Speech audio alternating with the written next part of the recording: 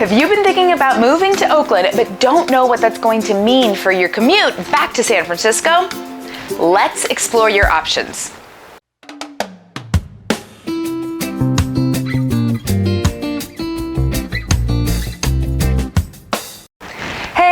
I'm Simone Kogo with That East Bay Life. I am a Compass real estate agent here in the San Francisco Bay Area. I live and work in the East Bay, serving Oakland, Berkeley, and surrounding communities. If you're looking to find out more about That East Bay Life, make sure you subscribe, follow along. I've got great information coming at you all the time. Today, we're going to be talking about the commute from Oakland to San Francisco. Many people love calling the East Bay home, but the reality is that a lot of jobs and careers require people to get back to San Francisco. Now, you're going to get a lot of great perks in the East Bay. You can learn more about some of those here. Let's talk about one of the things that you're going to have to contend with, how to get to work on a daily commuting basis if you live in Oakland and need to get to San Francisco. Probably the most well-known transportation system is BART. BART stands for Bay Area Rapid Transit System, and it's basically our train system, our heavy rail system that goes from the East Bay to San Francisco, goes down towards San Jose. It innervates a lot of different towns and regions in the Bay Area, connecting them all. There are tons of BART stations in Oakland. There are actually a total of 9 stations, with the northernmost being the Rockridge station and then the furthest east being at the Coliseum. There technically is a little connector to the Oakland airport, but nobody lives at the airport and is commuting from there, so we're kind of excluding that for our purposes today. All of the trains will converge and go through the West Oakland BART station before they go underneath the bay and then come back out in San Francisco at the Embarcadero station. Your travel time from platform to platform will vary a little bit depending on what station. For example, Oakland and Coliseum are about 21 minutes. MacArthur and Fruitvale are more like 18 minutes. And if you get on right at the West Oakland BART station, which is the last one before you head into the city, it's only about 8 minutes from platform to platform. Your fare will also depend on distance, but roughly it's about $3.50 to $4.50 in each direction. Since BART is so incredibly popular, living within walking distance to a BART station can often mean your housing prices go quite a bit up. Whether you rent or you buy, if you live really close to BART, that's an advantage, and you're going to see that reflected in the prices in those nearby neighborhoods. Because there are so many stations in Oakland, you're never more than like a 10-minute drive. Even if you're coming up from Montclair, way up in the hills, it doesn't take particularly long to get to a BART station. So people will walk, cycle, and drive to BART. If you do drive, you need to make sure you're taking into account parking. Most BART stations do have parking lots that you can take advantage of, but they do get full pretty quickly. Now, right now in the midst of this COVID pandemic, with a lot of people working from home, many of the BART station parking lots are pretty empty. But during normal, non-pandemic times, you'll find that by 7:30, most of the stations are filled up.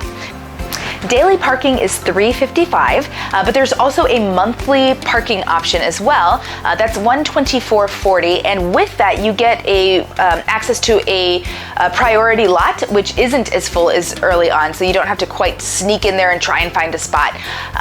Most stations will offer parking. Some of them have larger wait lists. For example, the Rockridge BART station, I was on that wait list for 6.5 years before I finally got an option to park there. Of course, I will say that I think it was accelerated a little bit at the end there because it happened shortly after the pandemic when everybody gave up their parking spots. But even under normal times, you'll usually find parking at the Fruitvale station or the MacArthur station without much difficulty.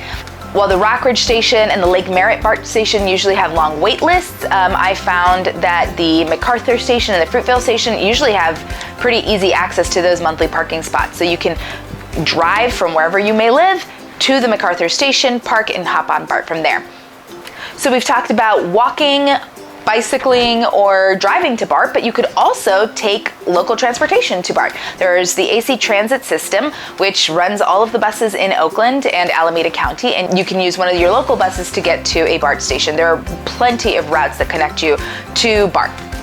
Now, speaking of buses, you may want to consider taking a bus the whole way. AC Transit has Transbay routes that go directly from Oakland to San Francisco. They will let out at the Salesforce Tower at the new transit center there.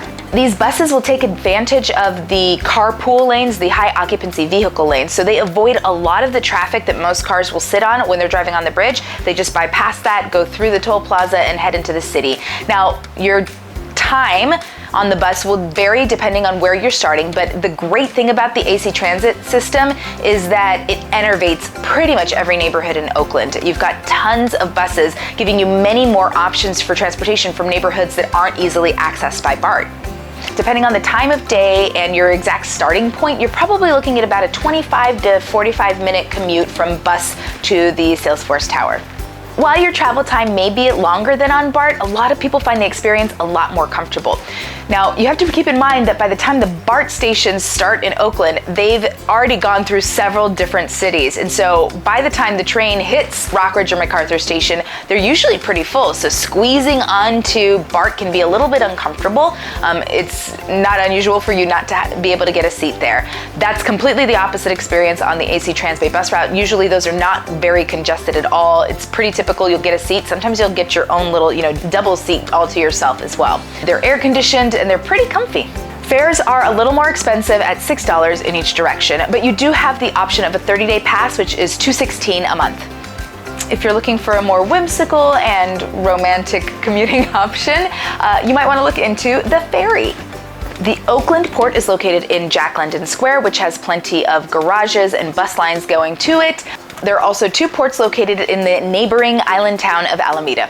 Ferries will route directly from Oakland to the San Francisco Ferry Building. There have been additional routes that would run to the ballpark or down to the new basketball arena. However, those are currently not in operation. You can actually purchase snacks and beverages on the ferry, and I've had several clients that would tell me they would love to ride home on the ferry at sunset with like a glass of wine just looking out over the bay. It sounds absolutely magical. Last but not least, you do have the private transportation option of driving to San Francisco yourself. Now at midnight on a Tuesday, you can easily make that trip in 20 to 25 minutes. But during rush hour in the middle of the week, you'll find that it can take 3-4 times as long without much difficulty. Now, most of your traffic is going to come from the maze, which is basically a convergence of a bunch of different freeways right before they go over the bridge. And it can be really painful to sit in this bumper-to-bumper, basically not moving traffic.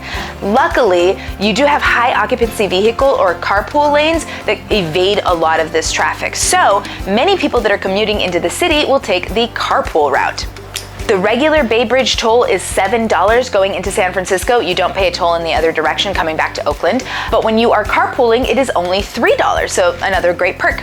So gather up some friends and enjoy a faster commute, paying a little bit less and getting into San Francisco. Now keep in mind that once you are in San Francisco, you are going to have to pay for parking there too, and it can be pretty pricey depending on where you're going.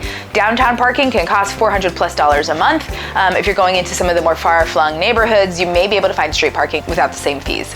Now, if you don't have built-in commute buddies, you can look into Casual Carpool. It's a casual system, as implied by the name, with various locations in the East Bay. You basically just pull up and the next couple people will hop into your car. You will need at least 3 people to take advantage of the carpool lane, and then you ride in together. It's not unusual for drivers to request like a $1 fee just to cover their toll, and most carpoolers are totally happy to oblige with that. On the flip side, if you don't have a car but don't really like mass transit, you can look for your local Casual Carpool pickup spot and take advantage of that system. Make sure you check out the website so you can learn more about the etiquette of using that system. And there are also a few other options, Waze Carpool, there's Merge and Scoop that might also give you a few Casual Carpool options. Now, I've tried several of these different systems, and I think my favorite is probably the Transbay bus lines. They're just so easy, so comfortable, and they drop you off right in the middle of everything. But what is your favorite way of commuting and why? Make sure you drop a comment below, tell me what you enjoy, and I will see you next time with more about that East Bay life. See ya!